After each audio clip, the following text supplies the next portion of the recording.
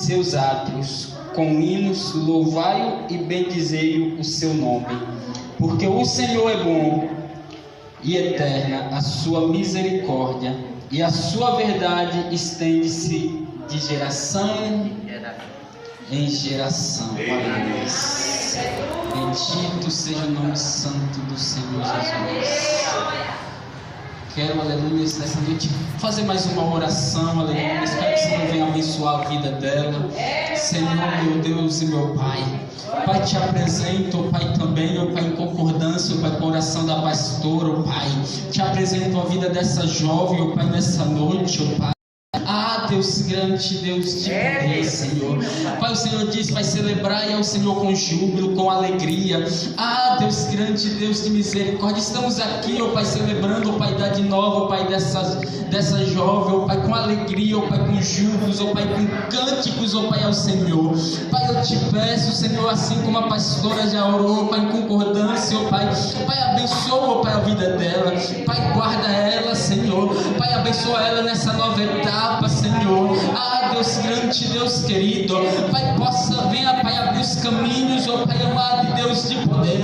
Pai, que ela possa continuar, ó Pai amado, Deus querido, te servindo, Senhor, com firmeza, ó Pai, com clareza, Senhor. Pai, que não se desvie, mas Pai, que o alvo dela, querida, muitas felicidades, muitos anos de vida, parabéns pra você nessa data querida, muitas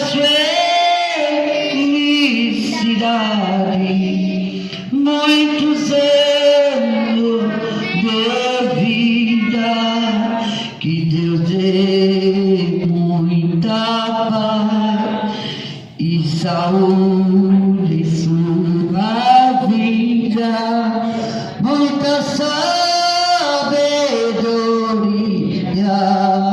que Jesus seja seu guia. Aleluia, glória a Deus. Tudo de bom na vida dela. Eu sei que Deus vai fazer dela uma missionária do Senhor. E eu creio em nome de Jesus, sempre estou orando por ela, para que Deus venha. Eu nunca mais na minha vida. Muito mais. Eu já vi funcionário sair, patrão ficar devendo agora. Jamais, a primeira vez que eu estou Funcionário vivendo que fica me a devendo, tua quando face, sai, 600 por 30 coisas. mas Deus conhece muito mais. Não sabe, Vou fazer uma oração. Pertence a ter conta da tua vida. tudo não. Aqui para nós está sendo você sabe?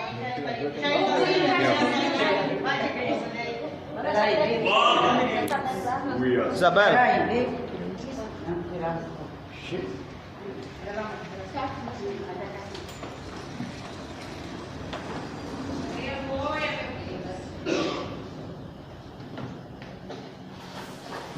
Ligadinho, grande, olha.